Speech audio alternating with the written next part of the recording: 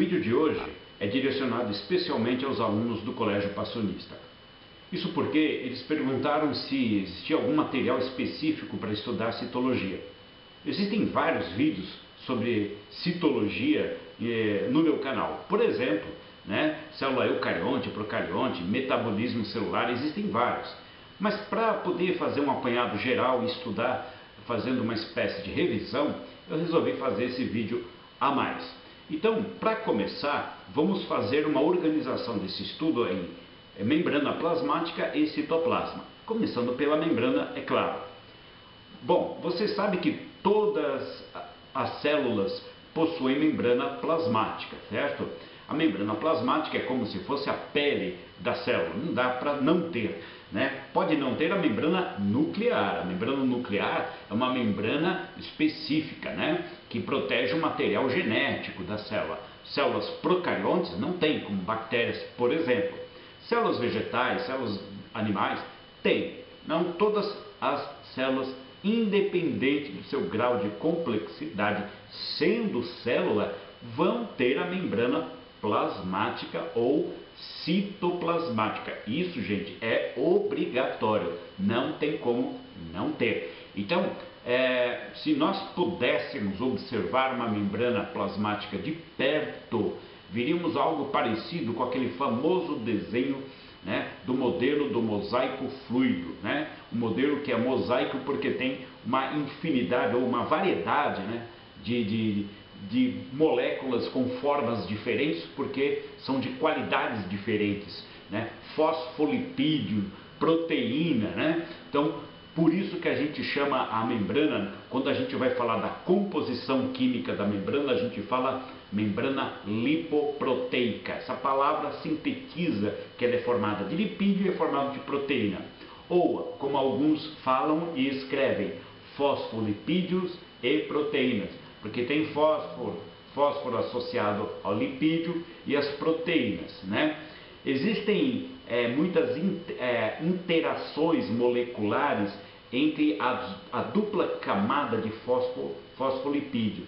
E isso proporciona uma movimentação, Por isso que a gente chama de fluido, Então não é uma parede sólida, uma parede rígida, como a parede celulósica das células vegetais. Não, é uma parede fluida, maleável, Então existe uma fluidez na membrana, que faz inclusive com que as moléculas de proteínas fiquem se movimentando. Algumas moléculas são pequenas, que a gente chama de molécula estrutural de proteína. Então a proteína na membrana, ela tem uma função estrutural, Algumas proteínas são maiores, quer dizer, elas chegam a atravessar a membrana do lado de fora para o lado de dentro.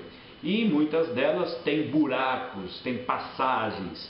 Aí essas proteínas especiais, chamadas de permeases, são proteínas que facilitam o transporte de substâncias, Principalmente, como nós estudamos, a parte de transporte passivo por difusão simples, Quando o material pequeno atravessa a membrana, através das permeases, que são proteínas furadas, especiais para fazer essa travessia com mais facilidade.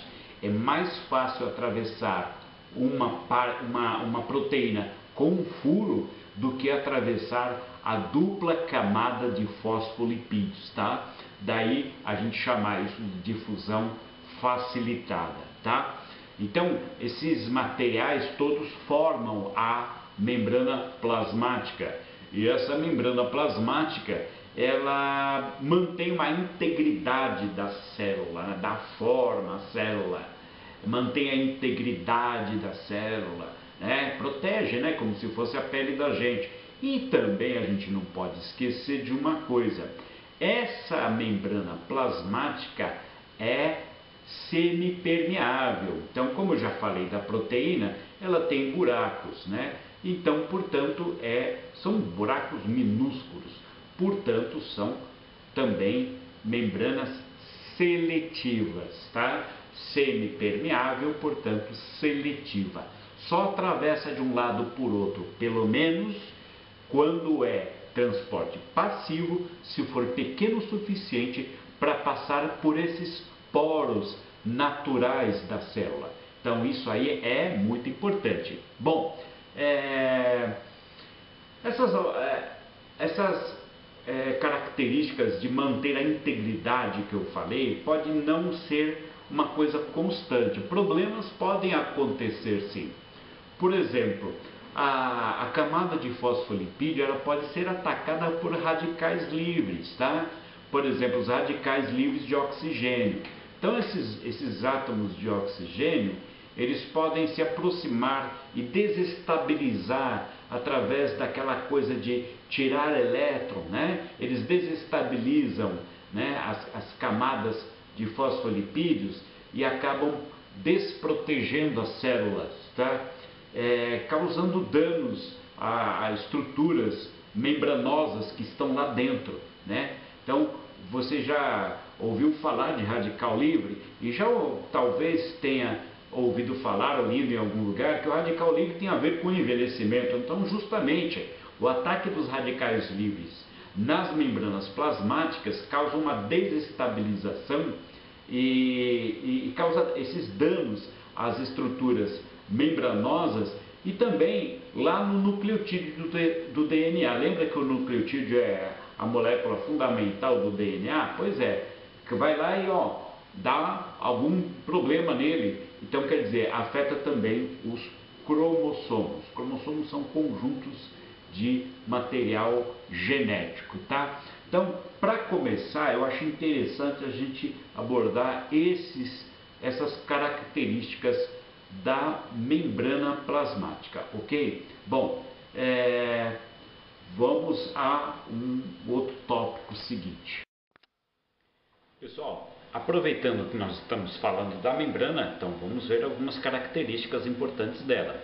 Vocês estão vendo aqui nessa tela o que está acontecendo com essas membranas. Isso aqui é uma figura típica de células de animais. Isso aqui praticamente todo livro de biologia, inclusive o que você usa, tem isso aqui. É um modelo formado por células de glóbulos vermelhos, tá? Então aqui é um glóbulo vermelho normal, aqui é um glóbulo vermelho todo exprimido e aqui é um glóbulo vermelho inchado, tá? Outra coisa, as setas significam o movimento só da água, né? Lembrando que a água se movimenta de lá para cá em relação à membrana, né? De dentro para fora, de fora para dentro, no sentido inverso ao sal, né? E é isso, esse movimento da água, que é o solvente, a gente chama de osmose. O movimento do sólido é difusão. Então, repara bem aqui, outra coisa, né? Aqui, uma célula normal, né? O que está acontecendo? Água entrando, água saindo. Aqui, uma célula toda deformada, tá? Por que as setas estão diferentes? Porque a seta mais grossa significa que está saindo mais água do que entrando, tá? E aqui está entrando mais água do que saindo, ok? Então a seta grossa é onde tem mais o movimento de água. Então vamos fazer algumas análises só dessa figurinha para vocês entenderem, tá? Aqui está uma célula, ela está numa situação de isotônica, né? Ou seja, numa solução de concentração equilibrada, né? Então ela está no meio de uma solução isotônica. Repare que há uma tranquilidade no movimento de água para dentro e para fora. Nessa aqui já é um pouco diferente. Repare que, além do fato da célula estar toda deformada, ela está parecendo um papel amassado, né? O volume de água que está saindo é maior do que o volume de água que está entrando. Então, por que isso está acontecendo? Está acontecendo porque aqui do lado de fora tem muito sal, ela está numa solução hipertônica. Então o sal está querendo entrar, mas com tanta violência, e como o glóbulo vermelho é uma célula muito delicada, a membrana dela é muito delicada, até porque ela tem que proporcionar a entrada e saída de oxigênio e de gás carbônico, que é a função do glóbulo vermelho, transportar gases. Então ela tem uma membrana plasmática muito delicada. Então o que está acontecendo aqui? Essa solução aqui no espaço 2, né, é uma solução hipertônica. Então o sal está saindo, está entrando, então ele está tentando invadir a célula com tanta voracidade que ele está amassando a célula toda e a água está saindo, tá? É como se você estivesse colocando sal em cima de uma lesma, né? É o que acontece com as células dela, é isso. O sal entra, a água sai e desidrata a célula, tá? Ok? Aqui, nesse caso aqui, o que está acontecendo? O volume de água que está entrando é maior do que o que está saindo, tá? Então, o que está acontecendo aqui? O número 3 está dentro de uma solução hipotônica, tá? Então, o que está acontecendo? Tem mais sal aqui dentro do que lá fora, hipotônico. Então, o que acontece? O sal sai. Quando o sal sai, a água entra. Então, veja só, aqui está entrando mais água porque o sal está saindo. Aqui está saindo mais água porque o sal está entrando. E aqui está normal o trânsito de água porque a solução em que a célula se encontra é uma solução isotônica. Então, se eu fosse organizar isso de uma forma crescente de concentração do meio ambiente, ou seja, do lado que tem menos sal para o lado que tenha mais sal, eu teria que colocar da seguinte forma: esse aqui é o lado que tem, né, menos sal, por isso a água está entrando, o sal está saindo, a célula está inchando, tá? O sal querendo sair incha a célula, depois a célula ainda enche de água. Então isso aqui é hipotônico, tá? Depois do hipotônico, o que acontece? Qual que vem? O normal, o isotônico, esse é o isotônico. E por último o hipertônico, tá? Tá aqui, pouco sal, olha, estou organizando na ordem crescente. Pouco sal, sal normal e muito sal. Pouco, igual e muito, tá? Então é isso, essa interpretação que a gente faz dessa figura, entre outras coisas, pode ser essa, tá legal? Espero que vocês tenham entendido esse exemplo aí. É a membrana realizando o transporte, a membrana controla a entrada e saída do material. Repara que aqui ela está controlando tanto que ela está se deformando para poder segurar um pouco de sal lá fora, né? Por isso ela está se deformando. Aqui também ela está deformada, né? Está deformada porque o sal está saindo. Então o sal está estufando a célula e está entrando água. Está entrando muita água aqui. Tá legal? Ok? Vamos aí pegar um outro tipo de exemplo. Gente, eu acho que nós podemos falar alguma coisa agora sobre algumas organelas. E uma coisa que eu falei muito na sala de aula foi sobre a digestão intracelular. Vocês se lembram quais são as organelas envolvidas na digestão intracelular? Pois é. Então, tem aqui, por exemplo, o retículo endoplasmático, né? Tem aqui o complexo golgiense, tá? E as vesículas de secreção, tá? No caso aqui eu substituiria isso aqui por lisossomo, ok? Mas vamos imaginar o seguinte: eu tenho aqui uma célula de uma glândula, tá? E a glândula vai secretar o que? Uma proteína, tá bom? Vamos supor, uma enzima digestiva na saliva.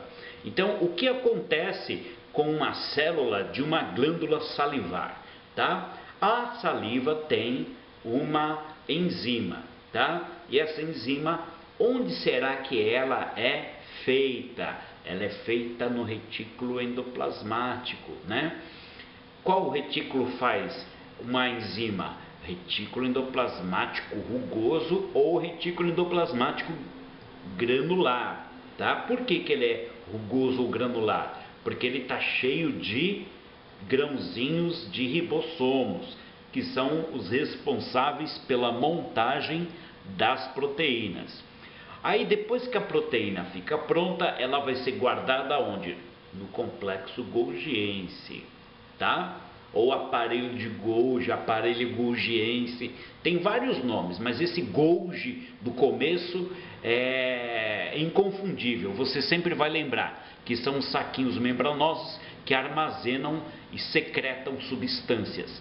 E vesícula de secreção, o que é? Olha, se você está com fome aí, se você viu uma comida gostosa, a sua boca vai salivar. O que ela vai fazer? Vai secretar saliva. E dentro da saliva tem a enzima, né? Então o que acontece? O complexo de Golgi pega a enzima digestiva que está na saliva, coloca dentro de uma bolsinha membranosa chamada vesícula e manda ela para dentro da sua boca. E aí você começa a salivar aquilo ali, esperando que a comida chegue para você digerir. É isso. Então existe uma ordem. Primeiro o retículo faz, o Golgi armazena e na hora H secreta dentro de uma vesícula, né, a substância para que ela faça aquilo que tem que ser feito. No caso, eu estou falando da saliva, uma vesícula de secreção, quer dizer, uma coisa que vai sair de dentro da célula, vai ser jogada dentro da boca, tá? Ok, lembrando que secreção é sempre uma substância que é produzida pelas células, mas com um objetivo comum, um objetivo nobre, vamos dizer assim, alguma função. No caso do meu exemplo, é digerir o amido que está na comida.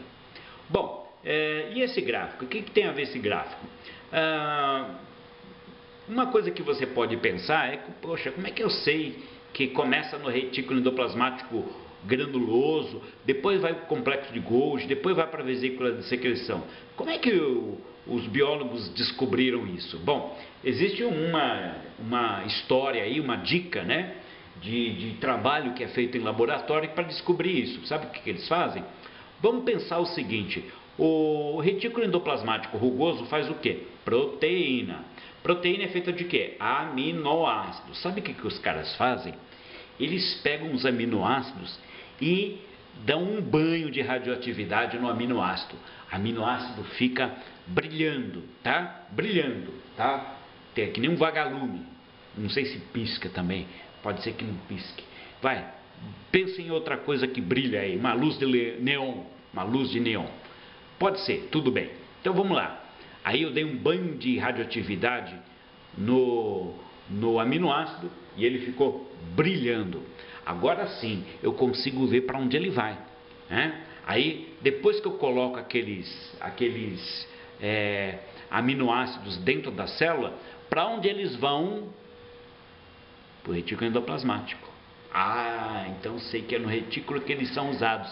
Aí eles são usados para fazer o quê? Proteína, né? Eles estão brilhando, tá? Marcados por radiação. Aí eu vou seguindo eles, seguindo. Aí eu vejo que eles chegaram no retículo endoplasmático. Depois do retículo endoplasmático, eles fizeram as proteínas. Bom, se eles brilhavam, a proteína também vai brilhar. Aí a proteína vai para onde? Para o Golgi. Eu vou seguindo ele, porque eu estou vendo a luz. Entendeu? Aí eu vou seguindo eles. Aí eles chegam lá no complexo de Golgi. Ficam lá por um tempo. O complexo de Golgi guarda tanta proteína que ele fica brilhando. Então aquele complexo de Golgi, ou complexo golgiense brilhante, né? Reluzente. Aí depois o que acontece? Começa a sair um monte de bolinha de dentro do complexo golgiense. Um monte de bolha. São as vesículas de secreção. Então quer dizer que se eu colocar uma marca de cor, se eu deixar aquela estrutura colorida, eu consigo perceber, segui-la e ver para onde elas vão. Aí o que aconteceu? Dá uma olhada nesse gráfico aí. Bom, esse gráfico é o seguinte: a barra branca, né? A barra branca é o retículo endoplasmático, né? A barra cinza claro é o complexo golgiense. E a barra cinza escura é a vesícula de secreção. O que tem que fazer primeiro? Primeiro, quando eu jogar a substância radioativa, né, no aminoácido e colocar o aminoácido dentro da célula, para onde o aminoácido vai primeiro? Para cá. Tá? Primeiro aqui. Então aqui tem um gráfico e ele está assim: a radioatividade, está marcando a radioatividade, tá? E aqui está marcando o tempo, 5, 10, 15 minutos depois. Então eu acabei de colocar os aminoácidos radioativos dentro da célula. Para onde eles foram? Para o retículo endoplasmático. Aqui, ó. Nos primeiros 5 minutos, os retículos ficaram cheios de radioatividade. Depois de 10 minutos, a radioatividade dentro do retículo diminuiu. E para onde foi isso tudo? Para o complexo de Golgi. Olha o complexo de Golgi aqui, ó, grandão. Tá? Aí depois, o que aconteceu? Depois de 15 minutos, né, a radiação no complexo de Golgi diminuiu e aumentou na vesícula. Isso significa que, primeiro ele vai para o retículo endoplasmático, fabrica a substância, que depois armazena no aparelho golgiense ou complexo golgiense, que depois fabrica e secreta as vesículas. Tá ok? Então no final de 15 minutos tem pouquinha coisa no retículo endoplasmático, pouquinha coisa no aparelho ou complexo golgiense e muita coisa na vesícula de secreção. Tá? Então aí esse material já está indo embora da célula. Tá entendido então? Então é isso aí. Lembre-se, hein? Ó, primeiro o retículo endoplasmático fabrica a substância, depois guarda no Golgi, depois o Golgi empacota numa vesícula e manda para o lugar onde precisa. Tá ok? Vamos adiante então na próxima situação. Bom, pessoal, agora vamos falar de uma outra coisa que tem a ver também com aquela figura anterior. Agora eu estou falando o quê? Daquela vesícula especial que o aparelho ou complexo golgiense faz, chamado de lisossomo. Tá legal? Primeira coisa que eu quero que vocês entendam. Vocês devem se lembrar que os lisossomos contêm enzimas digestivas que vão atacar os alimentos e fazer a digestão dentro dos vacúolos digestivos. Tá legal? Muito bem. Então, o lisossomo é um pacote especial feito pelo Golgi, cheio de enzima digestiva, que vai se encontrar com o alimento e fazer a digestão intracelular. Mas também vocês devem se lembrar que eu falei também de um assunto chamado autofagia. Fagia é comer. Então a célula também se autoconsome. Eu falei de organelas que não funcionam muito bem, são trocadas, que é o caso da mitocôndria. Mas agora eu quero, com essa figurinha, dar um outro exemplo para vocês. Tá? Isso aqui, pessoal, é uma patinha, né? Uma patinha, tá? De um embrião de um vertebrado. Né? E o que está querendo mostrar esse quadradinho aqui? Que entre um dedinho e outro desse embrião existe uma membraninha aqui. É que nem a minha mão, olha só. Aqui, tá?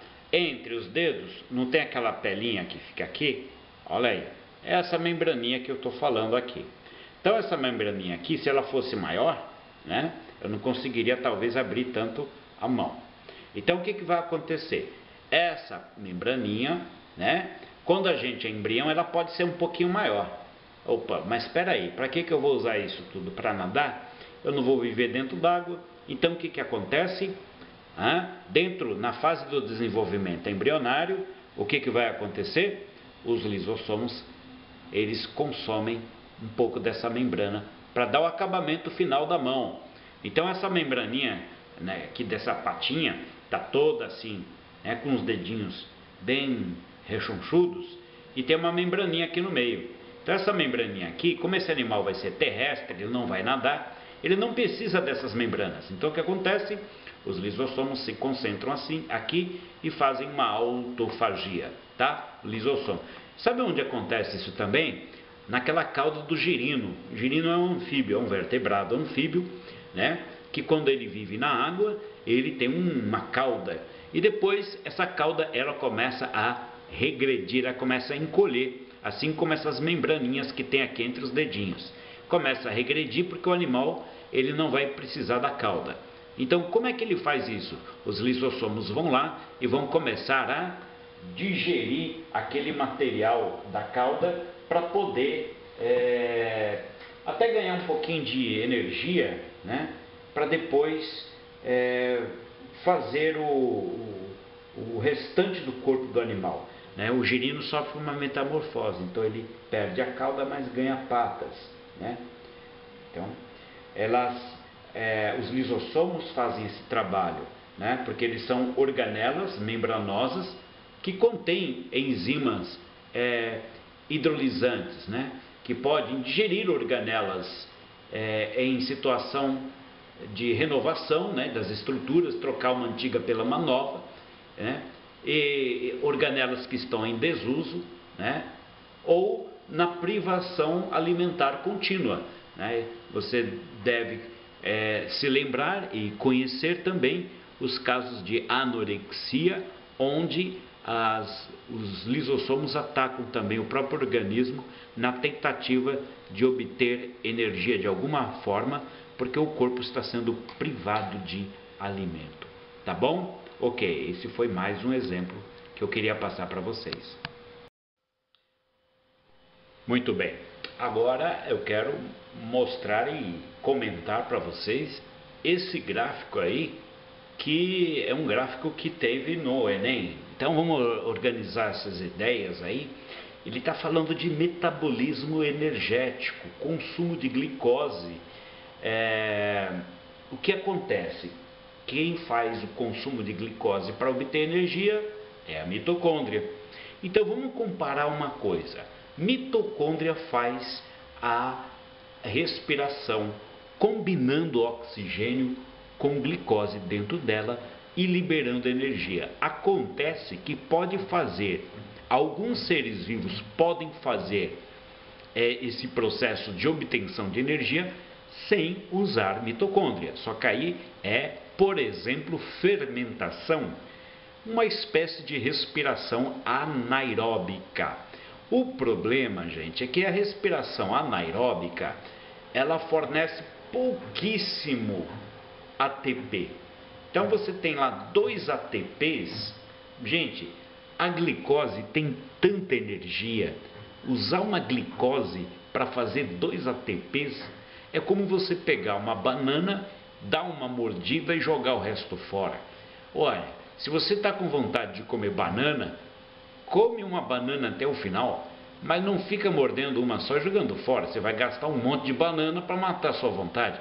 Então, quando uma célula respira porque tem mitocôndrias, elas fazem um aproveitamento melhor da glicose.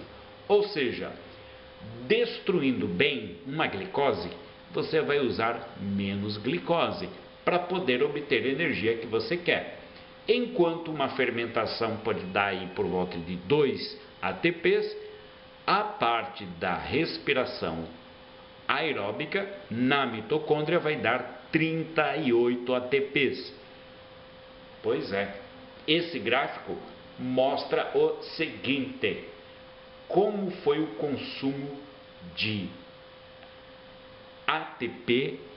o consumo de glicose, né? Se de um dado momento foi oferecido oxigênio, aumentou a taxa ou a concentração de oxigênio, o que aconteceu com o gasto de açúcar glicose? Ora, lógico, se você oferece oxigênio, o oxigênio aproveita melhor a glicose. Logo, você vai usar menos glicose. Olha aqui esse. Tá vendo? Consumo de glicose. Aumento da concentração de oxigênio. Quanto mais você aumenta a oferta de oxigênio, melhor é o aproveitamento da glicose. Logo, você economiza glicose, porque cada glicose que você pega, você quebra mais e libera mais energia.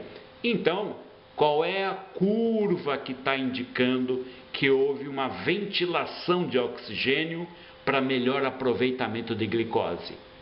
Essa aqui, a curva número 5. Olha aí, ó. Aqui é o consumo de glicose, tá? Tá aqui em 40. Aumentou a concentração de oxigênio em unidades arbitrárias. Então aumentou 7, 14, 21, 28, 35, 42 de oxigênio. Opa, se eu aumento o oxigênio, eu economizo glicose, porque com o aumento de oxigênio, eu pego uma glicose e consigo arrancar mais energia de uma glicose, né? E assim eu vou economizando esse material precioso energético que é glicose. Portanto, o gráfico que melhor representa o melhor aproveitamento de glicose é o gráfico da linha 5, que é esse aqui, ó, diminuindo, né? Ó, diminuindo o consumo de glicose. Tá bom? Então isso aí é um caso muito particular dela. Agora, dá uma olhada nessa outra imagem. Já que nós estamos falando de mitocôndria e energia, olha, esta é uma representação de uma mitocôndria. Ela parece um bastão, parece uma bactéria, né? Lembrando que ela tem o seu próprio DNA e de fato existe a ideia, né, a teoria de que ela é uma bactéria que já viveu fora das células e passou a viver dentro das células eucariontes. E o que vai acontecer aqui? Que eu quero que vocês reconheçam que a mitocôndria, ela tem dupla membrana, dá para ver aqui e aqui, dupla membrana, tá? E por dentro, essa membrana interna faz dobras. Essas dobras são as cristas mitocondriais, tá? Ok? E esses lugares, esses espaços que existem entre essas paredes, né? Entre essas paredes, a gente chama de matriz mitocondrial, tá legal? Bom, o açúcar e a glicose, ambos vêm para cá, e é aqui que acontece tudo. O problema, pessoal, é que a glicose é muito grande, ela não consegue entrar aqui. Já é difícil para ela entrar na célula, tanto é que precisa da ajuda da insulina. Agora, imagina vocês entrar dentro de uma mitocôndria que está dentro da célula. Aí já é demais. Aí a glicose, para facilitar, você tem que pegar a glicose e quebrar ela em 2 pedaços, pelo menos. Tá ok? Então, vamos imaginar o seguinte, ó. Tá vendo esse papel aqui? Esse papel cheio de letra? Então, vamos supor, cada letrinha representa uma quantidade de energia que tem na glicose, tá? Aqui é uma molécula de glicose. A primeira coisa que acontece, né? A mitocôndria, ela está dentro de um líquido, né, que está no citoplasma. O citoplasma é formado por um líquido chamado de hialoplasma, mais as organelas formam o citoplasma. Então vamos lá. A mitocôndria está aqui dentro desse hialoplasma, tá? Está dentro desse hialoplasma. Aí chega uma molécula gigantesca. Pois é, para essa molécula gigantesca entrar aqui, ela já sofre uma quebra. Então você pega essa molécula e quebra ela. Quebra em 2. Essas 2 moléculas aqui, né, serão 2 moléculas de ácido pirúvico. Vou até colocar aqui, ó, ácido, ó, pirúvico. Tá ok? Então, ó, vamos repetir aqui, né, o que aconteceu. Tinha uma molécula gigantesca que não conseguia entrar na mitocôndria, então lá no hialoplasma ela foi quebrada, tá? E formaram 2 moléculas menores que puderam entrar na mitocôndria. Essas 2 moléculas são moléculas de ácido pirúvico. Esse ácido pirúvico, quando ele se forma, só aí, gente, já tem 2 ATPs garantidos. Só dessa quebra aqui em 2 pedaços já formaram 2 ATPs. Ó, já formou só com isso o que forma toda a fermentação. Olha, já vamos sair ganhando nessa, né? Porque aí essas 2 moléculas de ácido pirúvico entram na mitocôndria. Tá, e aí o que acontece lá dentro dessa matriz mitocondrial. Olha só que problema solucionado. Então vamos lá. Aqui nessa matriz mitocondrial vai acontecer uma sequência de reações químicas, né, em ciclo, né, dando várias sequências repetitivas, que a gente vai chamar de ciclo de Krebs, tá? Então, ciclo de Krebs acontece aqui dentro dessa matriz. E depois, nas cristas mitocondriais, que são as paredinhas, vão acontecer outros fenômenos químicos que a gente chama de cadeia respiratória, tá? Que acontece nas cristas mitocondriais. E aí, com tudo isso, vai ter como resultado a formação de 38 ATPs. 36 só aqui dentro, mais 2 lá fora, 38 ATPs. Uma solução muito boa para a economia de matéria-prima, que é a glicose, e alta produção de energia, que é o que acontece com a mitocôndria, tá? Por isso a mitocôndria é tão importante, ok? Então, ok. Vamos passar para uma outra parte. Pessoal, não poderíamos deixar de olhar para uma célula, né, como essa célula animal, por inteiro. Então aqui vocês estão vendo aqui um modelo de uma célula, né, tridimensional, com algumas estruturas importantes lá dentro. Então vamos começar, por exemplo, pelo aparelho Golgi, que armazena, né, e secreta substâncias, tanto para dentro como para fora da célula. O número 2 está mostrando o que? Um retículo endoplasmático liso, ou agranular, que é aquele retículo que não tem ribossomos aderidos à superfície. Então ele está relacionado à produção de lipídios. Que tipo de lipídio?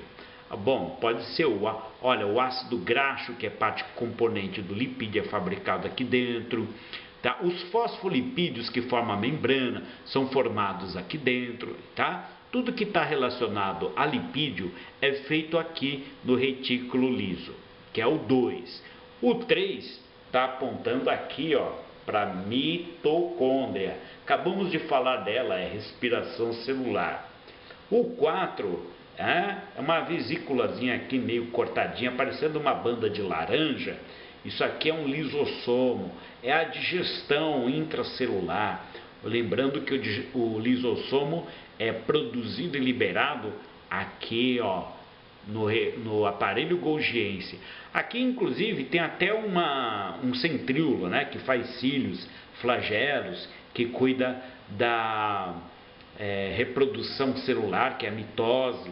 Tá? Meiose também, ele ajuda a organizar, né? Só que aqui não está na legenda, então não vamos ficar muito tempo nessa parte. Mas é bom lembrar que o centríolo, né, é importante em células animais para todas essas funções, inclusive organizar as divisões celulares. Aqui está o nucleolo, que é uma parte concentrada do núcleo, que tem o RNA ribossômico, que serve inclusive para fazer o ribossomo, que está aqui, né? No 5 está apontando para o retículo endoplasmático granuloso ou rugoso, né? Que é esse aqui, que está bem perto da carioteca. Carioteca é onde tem esses buracos aqui, O ribossomo é fabricado no nucleolo, aí ele sai pelo poro da carioteca e vai grudar aqui no retículo endoplasmático, tornando-o rugoso ou granular. Ou então o ribossomo pode até funcionar solto aqui no hialoplasma, fazendo proteínas de uma forma independente. A situação é a seguinte: o número 5 está apontando, né, para o retículo endoplasmático rugoso, que tem a função de fazer as proteínas. Inclusive, as enzimas são proteínas, tá? tanto este, o retículo endoplasmático granular, que é o 5, como o retículo endoplasmático agranular, que é o 2, produzem coisas que são armazenadas aqui no aparelho de Golgi, tá? Ok? Então, aí tem algumas estruturas interessantes que é para a gente observar nessa legenda. Tá legal? Bom, pessoal, espero que esse material e essa explicação sejam úteis para vocês. Com certeza é importante, com certeza, se você prestou atenção, você vai conseguir lembrar de muitas coisas e vai conseguir resolver muitas questões nas suas provas. Ou seja, os assuntos se repetem, as formas de abordar cada questão é uma forma diferente do mesmo assunto, né? Não há necessidade de nem um acúmulo absurdo de informações. Basicamente é isso. Obviamente, alguns exercícios foram feitos. De fato, uma outra forma de estudar é conferindo aquelas atividades, refazendo e tentando treinar da melhor maneira possível para você conseguir resolver aí os seus problemas, ok? Bom, eu espero que todos tenham bom sucesso nas avaliações que vão vir, que são as últimas avaliações do ano. Logo, logo nós vamos estar descansando, tá ok? Olha, gente, um grande abraço para vocês e até uma próxima vez. Tchau!